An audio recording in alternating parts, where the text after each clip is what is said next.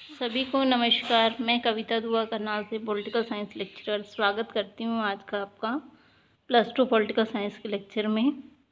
जैसा कि आप जानते हैं, हमने अपना lesson 3 politics of plan development 3 भागों में पूरा कर लिए। आज हम उसके मेन पॉइंट्स और जो इसके इम्पॉर्टेंट प्रश्न बनेंगे उन्हें देखेंगे। तो आइए शुरू करते हैं अपना आज का टॉपिक। जो मेन पॉइंट है, देखिए, सबसे पहले एक बात मैंने आपसे कही थी कि विकास को मापने का पैमाना सभी के लिए अलग अलग हो सकता है। जो चीज़ एक के लिए विकास है वो दूसरे के लिए विकास नहीं हो, ऐसा भी हो सकता है। लेसन की शुरुआत में आपको एक उड़ीसा के कारखाने का एग्जाम्पल दिया गया था, जो इस्पात कारखाना लगना था।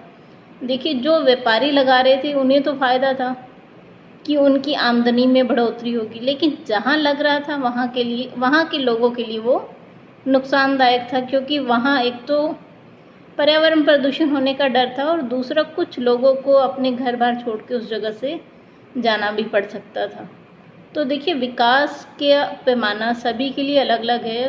हो सकता है जो मेरे लिए विकास हो वो आपके लिए विकास ना मायने रखता हूँ। तो उसके बाद हमने देखा कि जब हमारा भारत आज़ाद हुआ, भारत के सामने 2 मॉडल थे, एक तो पूंजीवादी मॉडल और दूसरा समाजवादी मॉडल। तो भारत को इन दोनों में से किसी एक मॉडल को चुनना था।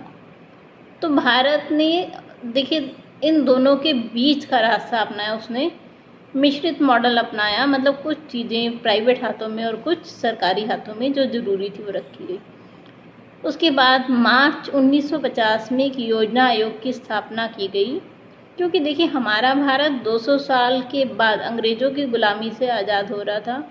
अब उस भारत को विकास करने के लिए प्रॉपर प्लानिंग की ज़रूरत थी, तो इसके लिए योजना आयोग बनाया गया मार्च 1950 में।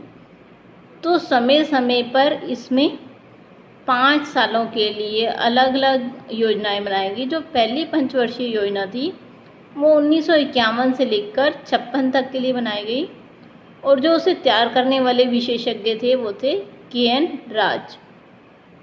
और इस जो प्रथम पंचवर्षीय योजना थी उसमें जो मेन फोकस किया गया वो किया गया कृषि पर, क्योंकि देखिए, हमारे भारत की जनसंख्या के लिए खाद्यान्न उपलब्ध कराना हमारी प्रमुख प्राथमिकता थी। तो जो पहली पंचवर्षीय योजना थी उसमें कृषि पर अधिक जोर दिया गया, लेकिन जो दूसरी पंचवर्षीय योजना थी, क्योंकि हमने कृषि पे तो जोर दे लिया, लेकिन उसके अलावा हमें और भी तो चीज़ें चाहिए ना। अब मान लीजिए आपने कृषि से उत्पादन कर लिया, और जो उत्पादन हुआ उसे आगे प्रोसेस करने के लिए भी तो उद्योग चाहिए। तो जो दूसरी योजना थी उसमें भारी उद्योगों पर ध्यान दिया गया ताकि देश की अर्थव्यवस्था को सुधारा जा सके। और इसको जो नेतृत्व किया था वो PC महालोविन्स, एक महान अर्थशास्त्री थे। उन्होंने दूसरी पंचवर्षीय योजना में बनाई थी। और उसके बाद हमने पढ़ा कि कैसे भारत में 2 युद्ध झेले, खाद्यान्न संकट आया। उस खाद्यान्न संकट से निपटने के लिए भारत ने हरित क्रांति अपनाई। हरित क्रांति क्या थी कि अच्छी क्वालिटी के बीजों का प्रयोग कर कृषि के एक निश्चित क्षेत्रफल से पैदावार को बढ़ाना। मतलब एरिया उतना ही है, लेकिन आप अच्छी क्वालिटी के बीज, खाद यूज़ कर रहे हैं तो आपको जो उत्पादन है वो ज़्यादा मिलेगा। तो हरित क्रांति लाई गई उस खाद्यान्न संकट को दूर करने के लिए। एक हमने इसमें और देखा था कि दुग्ध क्रांति, जिसे हम श्वेत क्रांति के नाम से भी जानते हैं, वो आई थी।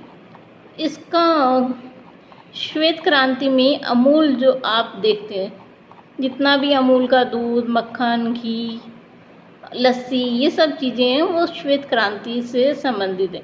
मतलब उस श्वेत क्रांति में दूध के उत्पादन पर जोर दिया गया और लोगों को प्रोत्साहित किया गया कि आप पशु रखिए, उनसे दूध लाइए और हमें बेच दीजिए। अमूल ने यही काम शुरू किया कि जो गांव की महिलाएं थीं उन्हें प्रोत्साहित किया कि वो दुग्ध को लाएं और वहां पर बेचें, ताकि महिलाओं को भी जो पशु रखने से आमदनी हो और जो हमारा देश है उसमें आय के नए साधन बने।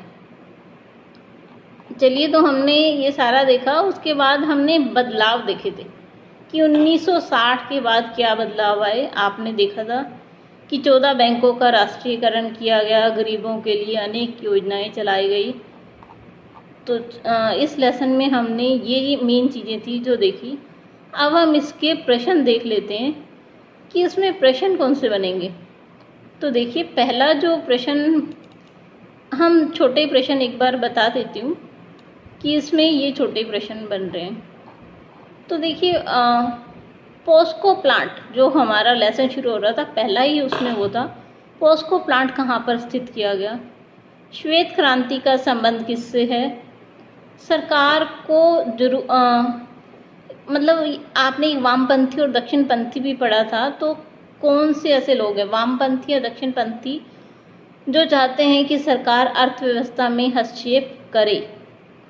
और जो अगला है आपका छोटा प्रश्न, वो है समाजवादी मॉडल को मानने वाला देश कौन सा है। उसके बाद हरित क्रांति का किस वस्तु के उत्पादन पे अधिक प्रभाव पड़ा, दूसरी पंचवर्षीय योजना कब शुरू की गई, किस पंचवर्षीय योजना में कृषि पर अधिक बल दिया गया। तो ये सारे आपके छोटे छोटे प्रश्न हैं। अगर आपने लेसन को ध्यान से देखा होगा तो आप इनके आंसर इजीली दे सकते हैं। तो अब मुझे यही देखना है कि आप इनके आंसर दे सकते हैं नहीं। आपने जितने प्रश्न सुने आप उसके आंसर कमेंट बॉक्स में लिख सकते हैं, ताकि मुझे पता चल जाए कि आप लोग ध्यान से लेक्चर को देखते हैं। अच्छा, उसके अलावा जो और बड़े प्रश्न हमारे बनते हैं वो है कि प्रथम पंचवर्षीय योजना में किस चीज़ की प्राथमिकता दी गई, दूसरी पंचवर्षीय योजना का मुख्य उद्देश्य क्या था और वो अपने प्रयासों में कहाँ तक सफल हुई, तीसरा जो प्रश्न है हरित क्रांति क्या है और इसे क्यों लागू किया गया, उसके अलावा भूमि सुधार से आपका क्या अभिप्राय होता है। ठीक है जी, तो ये कुछ प्रश्न हैं जो आपके बनते हैं इस लेसन में। ठीक है, आपसे अगले लेसन 4 में फिर से मुलाकात होगी। तब तक के लिए धन्यवाद। Keep watching and subscribing my channel. Thank you.